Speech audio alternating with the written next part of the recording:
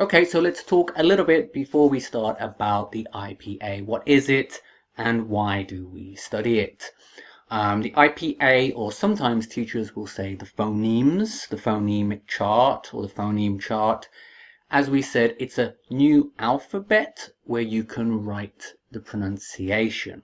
Okay, and maybe you are thinking, oh, Teacher Lee, I want to practice pronunciation. Why do I need to learn a new alphabet? And that is a good question, and I'm very happy you asked this question. But we already talked a little bit before about English spelling is not your friend for pronunciation. English spelling is important, but English spelling and English pronunciation are different areas of English. For some languages, the spelling and the pronunciation are totally the same. Whew, that's lucky. Unfortunately, English is not. English spelling and English pronunciation can often go in different directions. But the IPA alphabet is an extra tool that we can use to teach and for you to study and learn the pronunciation. So it's a way for teachers and students to actually write the pronunciation. Because if we only use the alphabet, the normal spelling, there can be many problems. For example, one spelling, one group of letters, we can pronounce it one way for one word, but the same letters in another word we pronounce in a totally different way. And as a student, you don't know which. And another very common problem in English is we have lots of silent letters. So when we spell a word, we put lots of extra letters in the word and we do not pronounce them. And again, as a student, you don't know, at the beginning, you don't know which letters pronounce and which letters are silent. But if we use the IPA, then for the first problem and the second problem, so different groups of letters pronounced different ways and silent letters, if we use the IPA, the phonemes, when we study the pronunciation, we do not have these problems. Let's look at an example. All right, this word. Okay, so maybe you do not know this word. That is okay. Actually, this is a pronunciation course, not a vocabulary course. So maybe in this course there will be some words you do not know. No problem. Again, for this course we are really studying the pronunciation, but at the end I have a PDF with all of the words that we will use. So if you want to study the meanings of those words, then in your free time you can use the PDF word list, study the meanings, and then you will have good vocabulary because you will know the meaning, and from this course you will know the correct pronunciation. Okay, so let's look at this word. The spelling is a little bit difficult because we've got O, U, G, and H. Okay, so maybe we pronounce this word Ra'uga? Ra'uga? No, actually, most of these letters are silent letters. We pronounce this word rough, actually. So there's 5 letters, but only 3 sounds. So R-O-U-G-H, but for the pronunciation it's R-U-F, rough, rough. So maybe you think, okay, O-U-G-H, pronounce rough. And you think, very easy. English is easy. I will speak like a native speaker very soon.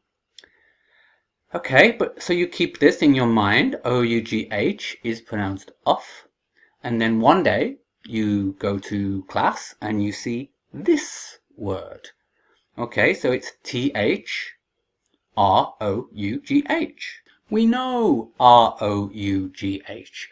We know this word is rough. Okay, and then there's a TH, which is a difficult sound, but it's like a sound.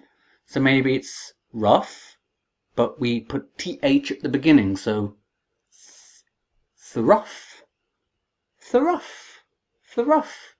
Easy, teacher.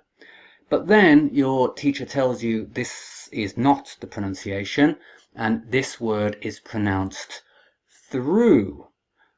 And what, teacher? Why? The word rough is in this word. Why do we pronounce it totally differently? Thruff, thruff. In English, there is no word thruff. This word we spell R-O-U-G-H. We spell the same as rough, but we pronounce it totally differently. We pronounce it through.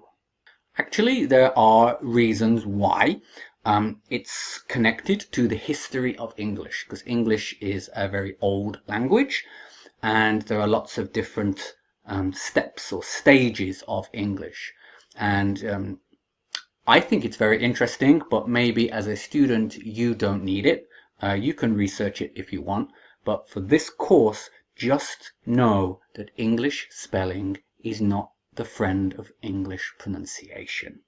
If you want to improve your pronunciation, the alphabet will not help you, but the IPA, the phoneme chart, will.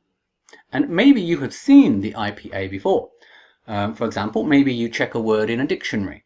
Okay, so you go online, or you have a dictionary or electronic dictionary, and you see there is the word, you can see the spelling, T-H-R-O-U-G-H, you can see the grammar, preposition, adverb, and you also have the meaning from one end or side of something to the other. But did you notice before, did you see before the phonemes, the IPA? So when you check the dictionary writes the correct pronunciation. So if you can read the phonemes, then every word you study, every word you check in the dictionary, you can know the meaning, the grammar, and the correct pronunciation. So that is why the IPA, the phoneme chart, is such an important tool for you if your area that you want to study is pronunciation. Okay, you do not need to be an expert in the IPA, but we are going to use it together, so we will learn it together on this course. So that's enough introduction. Let's start the course. So thank you very much for watching my video. I hope it helped you understand the topic. If it did, then please like the video and subscribe to the channel. But if you liked this video, this topic, pronunciation, then please think about buying my new course, The Complete Introduction to English Pronunciation. It's available on Udemy. So if you use the link below, you can get a special discount price and save a lot of money.